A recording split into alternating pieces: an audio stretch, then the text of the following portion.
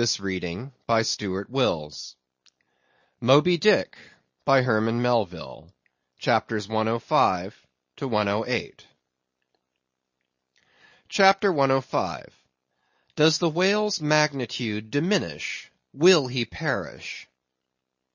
Inasmuch then as this Leviathan comes floundering down upon us from the headwaters of the eternities, it may be fitly inquired whether, in the long course of his generations, he has not degenerated from the original bulk of his sires. But upon investigation we find that not only are the whales of the present day superior in magnitude to those whose fossil remains are found in the tertiary system, embracing a distinct geological period prior to man, but of the whales found in that tertiary system, those belonging to its latter formations exceed in size those of its earlier ones.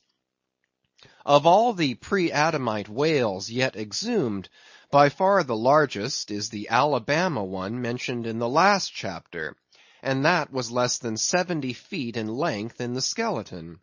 Whereas we have already seen that the tape measure gives 72 feet for the skeleton of a large-sized modern whale. And I have heard, on whaleman's authority, that sperm whales have been captured near 100 feet long at the time of capture. But may it not be that while the whales of the present hour are an advance in magnitude upon those of all previous geological periods, may it not be that since Adam's time they have degenerated? Assuredly we must conclude so, if we are to credit the accounts of such gentlemen as Pliny and the ancient naturalists generally.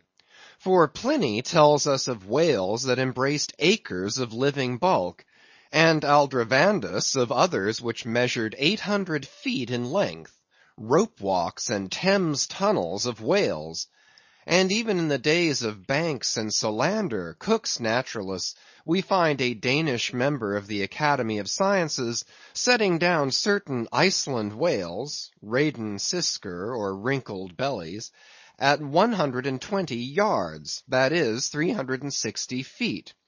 And Lacepede, the French naturalist, in his elaborate history of whales, in the very beginning of his work, page 3, sets down the right whale at 100 meters, 328 feet, and this work was published so late as A.D. 1825. But will any whaleman believe these stories? No. The whale of today is as big as his ancestors in Pliny's times, and if ever I go where Pliny is, I, a whaleman, more than he was, will make bold to tell him so. Because I cannot understand how it is, that while the Egyptian mummies that were buried thousands of years before even Pliny was born do not measure so much in their coffins as a modern Kentuckian in his socks, and while the cattle and other animals sculptured on the oldest Egyptian and Nineveh tablets by the relative proportions in which they are drawn, just as plainly prove that the high-bred, stall-fed, prize cattle of Smithfield not only equal, but far exceed in magnitude the fattest of Pharaoh's fat kine. In the face of all this, I will not admit that of all animals the whale alone should have degenerated. But still another inquiry remains, one often agitated by the more recondite Nantucketers. Whether owing to the almost omniscient lookouts at the mastheads of the whale ships, now penetrating even through Bering Straits and into the remotest secret drawers and lockers of the world, and the 1,000 harpoons and lances darted along all continental coasts, the moot point is whether Leviathan can long endure so wide a chase, and so remorseless a havoc, whether he must not at last be exterminated from the waters, and the last whale, like the last man, smoke his last pipe, and then himself evaporate in the final puff. Comparing the humped herds of whales with the humped herds of buffalo, which not 40 years ago overspread by tens of thousands the prairies of Illinois and Missouri, and shook their iron manes, and scowled with their thunder-clotted brows upon the sites of populous river capitals, where now the polite broker sells you land at $1 an inch, in such a comparison an irresistible argument would seem furnished to show that the hunted whale cannot now escape speedy extinction. But you must look at this matter in every light. Though so short a period ago, not a good lifetime, the census of the buffalo in Illinois exceeded the census of men now in London, and though at the present day not one horn or hoof of them remains in all that region, and though the cause of this wondrous extermination was the spear of man, yet the far different nature of the whale hunt peremptorily forbids so inglorious an end to the Leviathan. 40 men in one ship hunting the sperm whales for 48 months think that they have done extremely well, and thank God if at last they carry home the oil of 40 fish. Whereas in the days of the old Canadian and Indian hunters and trappers of the West, when the far West, in whose sunsets suns still rise, was a wilderness and a virgin, the same number of moccasined men for the same number of months, mounted on horse instead of sailing in ships, would have slain not 40, but 40,000 and more buffaloes, a fact that, if need were, could be statistically stated. Nor, considered aright, does it seem any argument in favor of the gradual extinction of the sperm whale, for example, that in former years, the latter part of the last century, say, these leviathans in small pods were encountered much oftener than at present, and in consequence the voyages were not so prolonged, and were also much more remunerative. Because, as has been elsewhere noticed, those whales, influenced by some views to safety, now swim the seas in immense caravans, so that to a large degree the scattered solitaries, yolks, and pods, and schools of other days are now aggregated into vast, but widely separated, unfrequent armies. That is all. And equally fallacious seems the conceit, that because the so-called whalebone whales no longer haunt many grounds in former years abounding with them, hence that species also is declining. For they are only being driven from promontory to cape, and if one coast is no longer enlivened with their jets, then be sure some other and remoter strand has been very recently startled by the unfamiliar spectacle. Furthermore, concerning these last mentioned leviathans, they have 2 firm fortresses, which in all human probability will forever remain impregnable. And as upon the invasion of their valleys the frosty Swiss have retreated to their mountains, so, hunted from the savannas and glades of the middle seas, the whalebone whales can at last resort to their polar citadels, and diving under the ultimate glassy barriers and walls there, come up among icy fields and floes, and in a charmed circle of everlasting December bid defiance to all pursuit from man. But as perhaps 50 of these whalebone whales are harpooned for 1 cachalot, some philosophers of the forecastle have concluded that this positive havoc has already very seriously diminished their battalions. But though for some time past a number of these whales, not less than 13,000, have been annually slain on the Norwest coast by the Americans alone, yet there are considerations which render even this circumstance of little or no account as an opposing argument in this matter. Natural as it is to be somewhat incredulous concerning the populousness of the more enormous creatures of the globe, yet what shall we say to Harto, the historian of Goa, when he tells us that at one hunting the king of Siam took 4,000 elephants, that in those regions elephants are as numerous as droves of cattle in the temperate climes. And there seems no reason to doubt that if these elephants, which have now been hunted for thousands of years by Semiramis, by Porus, by Hannibal, and by all the successive monarchs of the East, If they still survive there in great numbers, much more may the great whale outlast all hunting, since he has a pasture to expatiate in which is precisely twice as large as all Asia, both Americas, Europe, and Africa, New Holland, and all the isles of the sea combined. Moreover, we are to consider that from the presumed great longevity of whales, their probably attaining an age of a century or more, therefore at any one period of time several distinct adult generations must be contemporary. And what that is, we may soon gain some idea of by imagining all the graveyards, cemeteries, and family vaults of creation yielding up the live bodies of all the men, women, and children who were alive 75 years ago, and adding this countless host to the present human population of the globe. Wherefore, for all these things, we account the whale immortal in his species, however perishable in his individuality. He swam the seas before the continents broke water. He once swam over the site of the Tuileries and Windsor Castle and the Kremlin. In Noah's flood he despised Noah's ark, and if ever the world is to be again flooded, like the Netherlands, to kill off its rats, then the eternal whale will still survive, and rearing upon the topmost crest of the equatorial flood, spout his frothed defiance to the skies.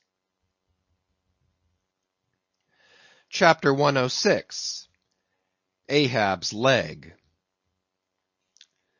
The precipitating manner in which Captain Ahab had quitted the Samuel Enderby of London had not been unattended with some small violence to his own person. He had lighted with such energy upon the thwart of his boat that his ivory leg had received a half-splintering shock, and when, after gaining his own deck and his own pivot-hole there, he so vehemently wheeled round with an urgent command to the steersman, it was, as ever, something about his not steering inflexibly enough. Then the already shaken ivory received such an additional twist and wrench, that though it still remained entire and to all appearances lusty, yet Ahab did not deem it entirely trustworthy. And indeed it seemed small matter for wonder, that for all his pervading mad recklessness, Ahab did at times give careful heed to the condition of that dead bone upon which he partly stood. For it had not been very long prior to the Pequod's sailing from Nantucket that he had been found one night lying prone upon the ground and insensible, by some unknown and seemingly inexplicable, unimaginable casualty, his ivory limb having been so violently displaced that it had stake-wise smitten and all but pierced his groin, nor was it without extreme difficulty that the agonizing wound was entirely cured.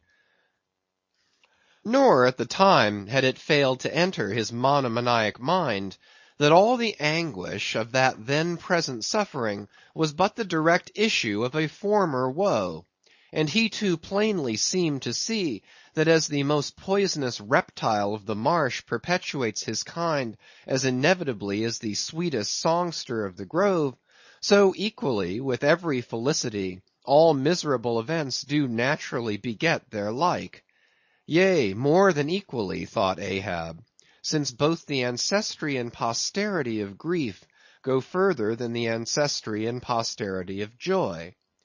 For, not to hint of this, that it is an inference from certain canonic teachings, that while some natural enjoyments here shall have no children born to them for the other world, but, on the contrary, shall be followed by the joy childlessness of all hell's despair, whereas some guilty mortal miseries shall still fertilely beget to themselves an eternally progressive progeny of griefs beyond the grave, not at all to hint of this, there still seems an inequality in the deeper analysis of the thing. For, thought Ahab, while even the highest earthly felicities have a certain unsignifying pettiness lurking in them, but at bottom all heart woes, a mystic significance, and in some men an archangelic grandeur, so do their diligent tracings out not belie the obvious deduction. To trail the genealogies of these high mortal miseries carries us at last among the sourceless primogenitors of the gods, so that in the face of all the glad haymaking suns and soft cymbaling round harvest moons, we must needs give in to this, that the gods themselves are not forever glad. The ineffaceable sad birthmark in the brow of man is but the stamp of sorrow in the signers. Unwittingly here a secret has been divulged, which perhaps might more properly, in set way, have been disclosed before. With many other particulars concerning Ahab, always had it remained a mystery to some why it was that for a certain period, both before and after the sailing of the Pequod, he had hidden himself away with such grand llama-like exclusiveness, and for that one interval sought speechless refuge, as it were, among the marble senate of the dead. Captain Peleg's bruited reason for this thing appeared by no means adequate, though, indeed, as touching all Ahab's deeper part, every revelation partook more of significant darkness than of explanatory light. But in the end it all came out. This one matter did, at least. That direful mishap was at the bottom of his temporary recluseness. And not only this, but to that ever-contracting, dropping circle ashore, who for any reason possessed the privilege of a less banned approach to him, to that timid circle the above-hinted casualty, remaining as it did, moodily unaccounted for by Ahab, invested itself with terrors not entirely underived from the land of spirits and of whales. So that, through their zeal for him, they had all conspired, so far as in them lay, to muffle up the knowledge of this thing from others, and hence it was that not till a considerable interval had elapsed, did it transpire upon the Pequod's decks. But, be all this as it may, let the unseen, ambiguous synod in the air, or the vindictive princes and potentates of fire, have to do or not with earthly Ahab, yet in this present matter of his leg, he took plain, practical procedures. He called the carpenter. And when that functionary appeared before him, he bade him without delay set about making a new leg, and directed the mates to see him supplied with all the studs and joists of jaw ivory, sperm whale, which had thus far been accumulated on the voyage, in order that a careful selection of the stoutest, clearest grained stuff might be secured. This done, the carpenter received orders to have the leg completed that night, and to provide all the fittings for it, independent of those pertaining to the distrusted one in use. Moreover, the ship's forge was ordered to be hoisted out of its temporary idleness in the hold, and to accelerate the affair, the blacksmith was commanded to proceed at once to the forging of whatever iron contrivances might be needed. Chapter 107. The Carpenter. Seat thyself sultanically among the moons of Saturn, and take high abstracted man alone, and he seems a wonder, a grandeur, and a woe. But from the same point take mankind in mass, and for the most part they seem a mob of unnecessary duplicates, both contemporary and hereditary. But most humble though he was, and far from furnishing an example of the high humane abstraction, the Pequod's carpenter was no duplicate. Hence he now comes in person on this stage. Like all sea-going ship carpenters, and more especially those belonging to whaling vessels, he was to a certain off-handed practical extent alike experienced in numerous trades and callings collateral to his own, the carpenter's pursuit being the ancient and outbranching trunk of all those numerous handicrafts which more or less have to do with wood as an auxiliary material. But besides the application to him of the generic remark above, This carpenter of the Pequod was singularly efficient in those thousand nameless mechanical emergencies continually recurring in a large ship, upon a 3 or 4 years' voyage, in uncivilized and far distant seas.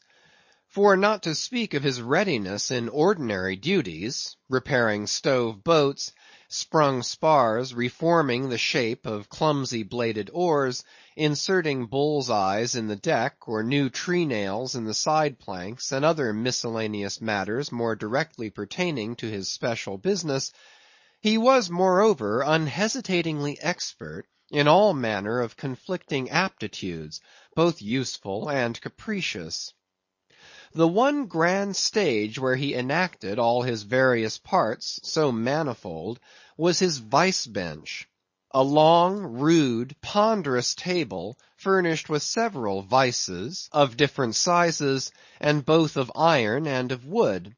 At all times, except when whales were alongside, this bench was securely lashed athwartships against the rear of the try works. A belaying pin is found too large to be easily inserted into its hole. The carpenter claps it into one of his ever-ready vices, and straightway files it smaller. A lost land bird of strange plumage strays on board, and is made a captive. Out of clean-shaved rods of right whalebone, and cross-beams of sperm whale ivory, the carpenter makes a pagoda-looking cage for it. An oarsman sprains his wrist. The carpenter concocts a soothing lotion. Stubb longed for vermilion stars to be painted upon the blade of his every oar. Screwing each oar in his big vice of wood, the carpenter symmetrically supplies the constellation. A sailor takes a fancy to wear shark bone earrings. The carpenter drills his ears. Another has a toothache. The carpenter out pincers, and clapping one hand upon his bench, bids him be seated there. But the poor fellow unmanageably winces under the unconcluded operation. Whirling round the handle of his wooden vice, the carpenter signs him to clap his jaw in that, if he would have him draw the tooth. Thus this carpenter was prepared at all points, and alike indifferent, and without respect in all. Teeth he accounted bits of ivory. Heads he deemed but top blocks. Men themselves he lightly held for capstans. But while now upon so wide a field thus variously accomplished, and with such liveliness of expertness in him too, all this would seem to argue some uncommon vivacity of intelligence.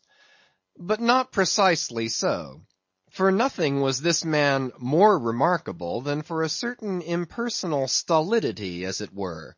Impersonal, I say, for it so shaded off into the surrounding infinite of things, that it seemed one with the general stolidity discernible in the whole visible world, which while pauselessly active in uncounted modes, still eternally holds its peace, and ignores you, though you dig foundations for cathedrals. Yet was this half horrible stolidity in him, involving too, as it appeared, an all-ramifying heartlessness, yet was it oddly dashed at times with an old, crutch-like, antediluvian, wheezing humorousness, not unstreaked now and then with a certain grizzled wittiness, such as might have served to pass the time during the midnight watch on the bearded forecastle of Noah's Ark. Was it that this old carpenter had been a lifelong wanderer, whose much rolling to and fro not only had gathered no moss, but what is more, had rubbed off whatever small outward clingings might have originally pertained to him? He was a stripped abstract, an unfractioned integral, uncompromised as a new-born babe, living without premeditated reference to this world or the next. You might almost say that this strange uncompromisedness in him involved a sort of unintelligence, for in his numerous trades he did not seem to work so much by reason or by instinct, or simply because he had been tutored to it, or by any intermixture of all these, even or uneven, but merely by a kind of deaf and dumb, spontaneous, literal process. He was a pure manipulator. His brain, if he had ever had one, must have early oozed along into the muscles of his fingers. He was like one of those unreasoning but still highly useful, multum in parvo, Sheffield contrivances, assuming the exterior, though a little swelled, of a common pocket knife, but containing not only blades of various sizes, but also screwdrivers, corkscrews, tweezers, awls, pens, rulers, nail filers, countersinkers. So, if his superiors wanted to use the carpenter for a screwdriver, all they had to do was to open that part of him and the screw was fast, or if for tweezers, take him up by the legs, and there they were. Yet, as previously hinted, this omni-tooled open and shut carpenter was, after all, no mere machine of an automaton. If he did not have a common soul in him, he had a subtle something that somehow anomalously did its duty. What that was, whether essence of quicksilver or a few drops of hartshorn, there was no telling. But there it was, and there it had abided for now some 60 years or more. And this it was, this same unaccountable, cunning, life principle in him, this it was that kept him a great part of the time soliloquizing, but only like an unreasoning wheel, which also hummingly soliloquizes. Or rather, his body was a sentry box, and this soliloquizer on guard there, and talking all the time to keep himself awake. Chapter 108. Ahab and the Carpenter. The deck. First night watch. Carpenter standing before his vice bench, and by the light of 2 lanterns, busily filing the ivory joist for the leg, which joist is firmly fixed in the vice. Slabs of ivory, leather straps, pads, screws, and various tools of all sorts lying about the bench. Forward, the red flame of the forge is seen, where the blacksmith is at work. Drat the file, and drat the bone. That is hard which should be soft, and that is soft which should be hard. So we go, who file old jaws and shin bones. Let's try another.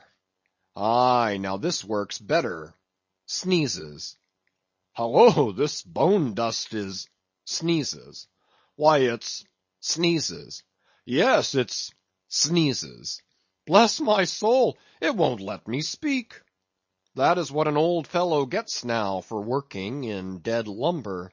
Saw a live tree, and you don't get this dust. Amputate a live bone, and you don't get it.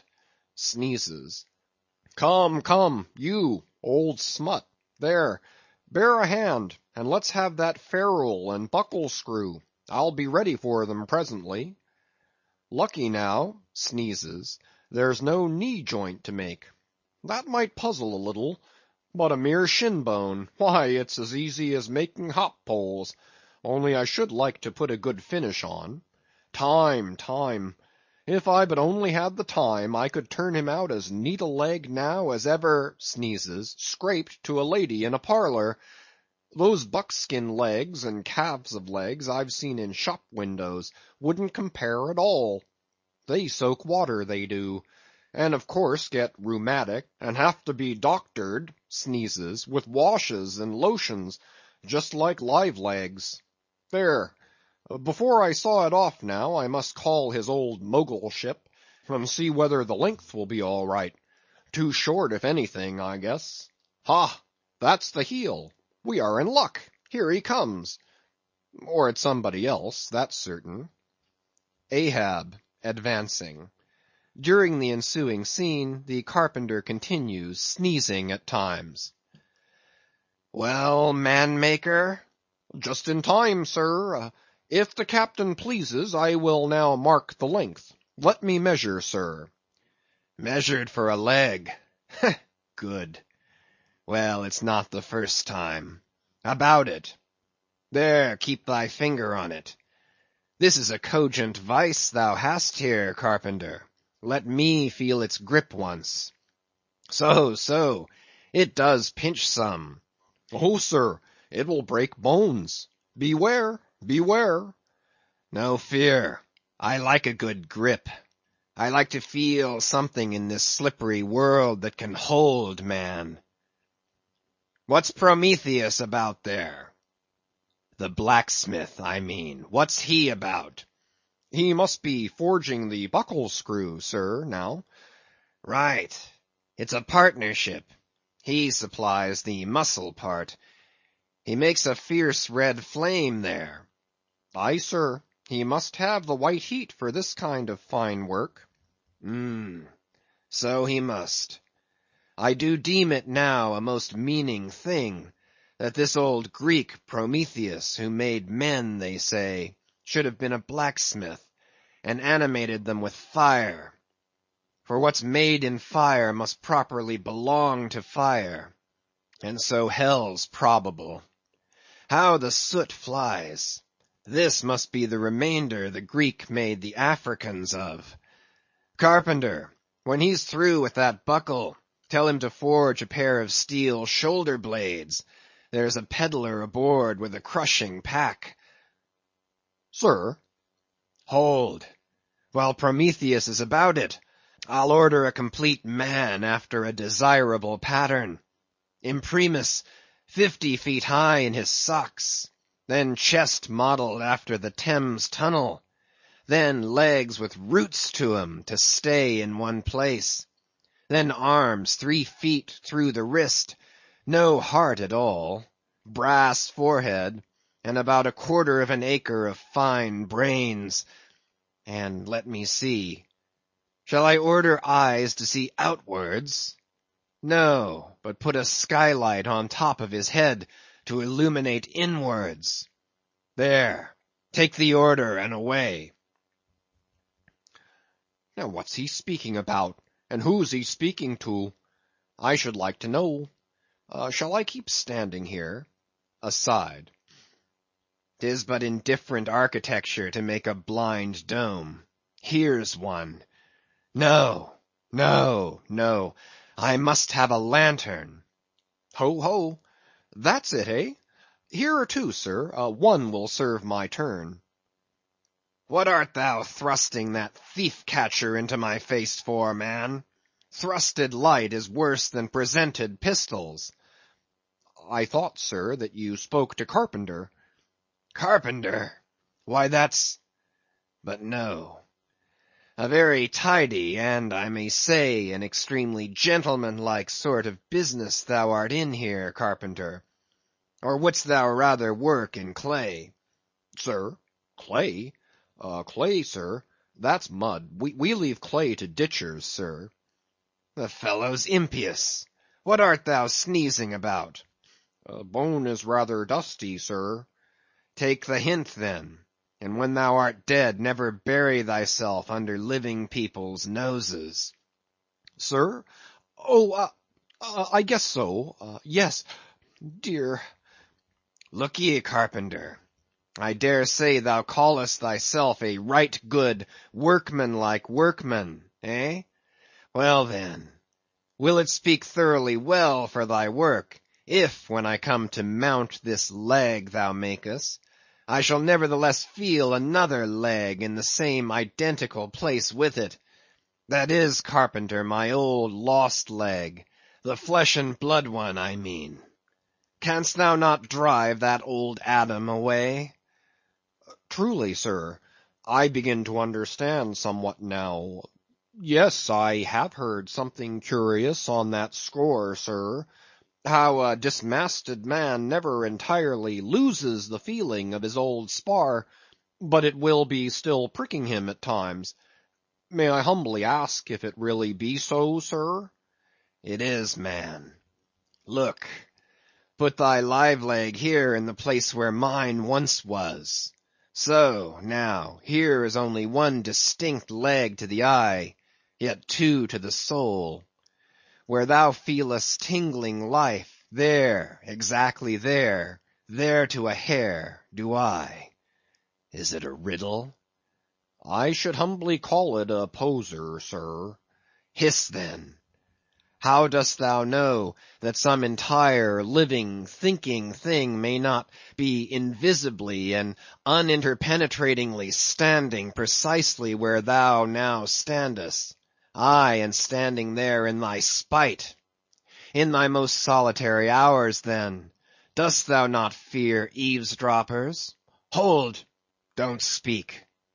And if I still feel the smart of my crushed leg, though it be now so long dissolved, then why mayest not thou, carpenter, feel the fiery pains of hell forever, and without a body? Ha? Good Lord! Truly, sir, if it comes to that, I must calculate over again. I think I didn't carry a small figure, sir. Look ye, Puddinghead should never grant premises.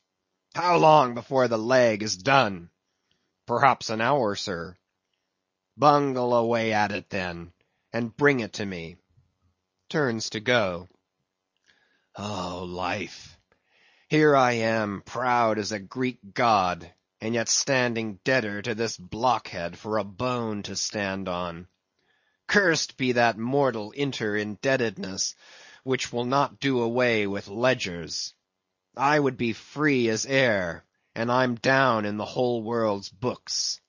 I am so rich I could have given bid for bid with the wealthiest praetorians at the auction of the Roman Empire, which was the world's, and yet I owe for the flesh in the tongue I brag with.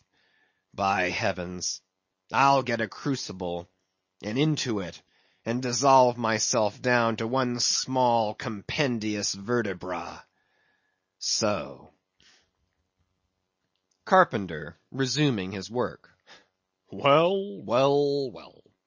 Stubb knows him best of all, and Stubb always says he's queer. Says nothing but that one sufficient little word. Queer. He's queer, says Stubb. He's queer.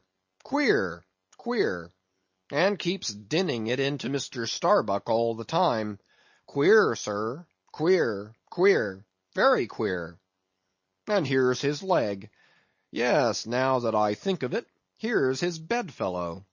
He has a stick of whale's jawbone for a wife. And this is his leg.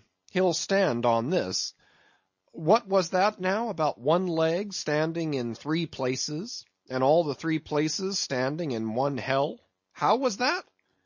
Oh, I don't wonder he looked so scornful at me. I'm a sort of strange-thoughted sometimes, they say. But that's only haphazard like. Then a short, little old body like me should never undertake to wade out into deep waters with tall, heron-built captains. The water chucks you under the chin pretty quick, and there's a great cry for lifeboats. And here's the heron's leg. Long and slim, sure enough. Now, for most folks, one pair of legs lasts a lifetime, and that must be because they use them mercifully, as a tender-hearted old lady uses her roly-poly old coach-horses. But Ahab, oh, he's a hard driver. Look, driven one leg to death, and spavined the other for life, and now wears out bone legs by the cord. Hallo there, you smut! Bear a hand there with those screws, and let's finish it before the resurrection fellow comes a-calling with his horn for all legs, true or false, as brewery men go round collecting old beer barrels, to fill 'em up again. What a leg this is!